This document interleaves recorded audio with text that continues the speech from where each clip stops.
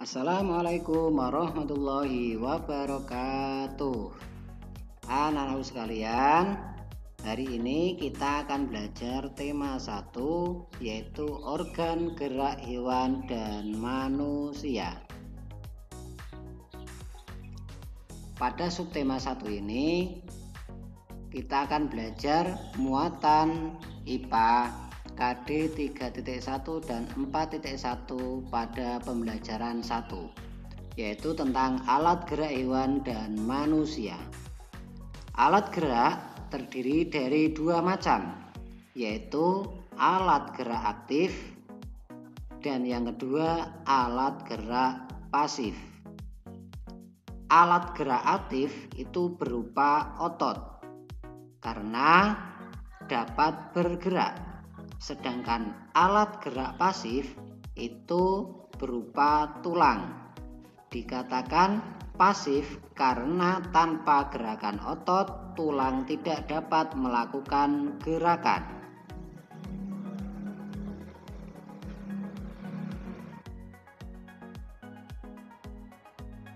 Pada pembelajaran 1, muatan bahasa Indonesia KD 3.1 dan 4.1.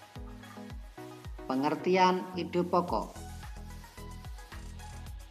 Informasi utama biasanya disampaikan melalui ide pokok teks.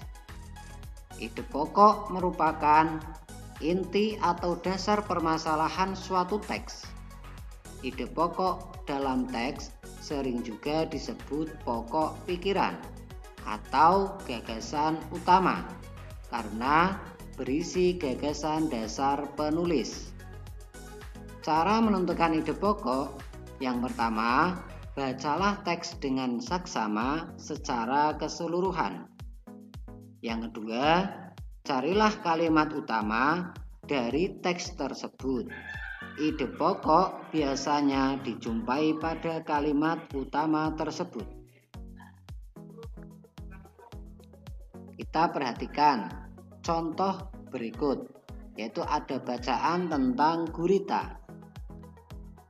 Gurita merupakan salah satu jenis hewan tidak bertulang belakang yang dikenal sebagai hewan yang cerdik dan pintar. Hal itu karena seekor gurita memiliki daya ingat yang cukup kuat.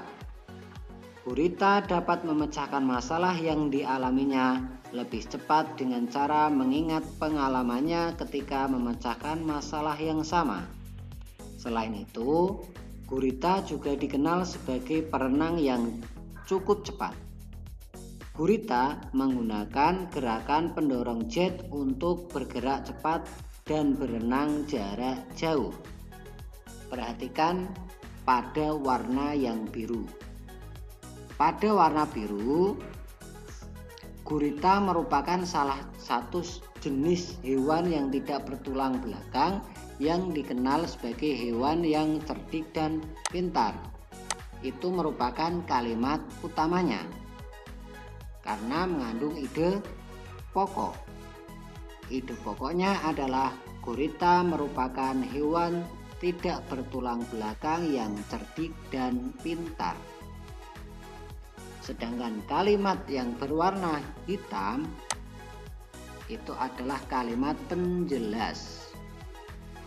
Jadi, untuk mengetahui sebuah kalimat utama, kita pertama adalah baca secara keseluruhan. Yang kedua, kita cari informasi-informasi yang sifatnya masih umum. Perhatikan, di sini yang berwarna biru kenapa dikatakan sebuah kalimat utama? Kita coba analisis. Gurita merupakan salah satu jenis hewan yang tidak bertulang belakang, yang dikenal sebagai hewan yang cerdik dan pintar. Di sini gurita dikatakan hewan tidak bertulang belakang, dan di sini yang perlu digarisbawahi adalah cerdik dan pintar.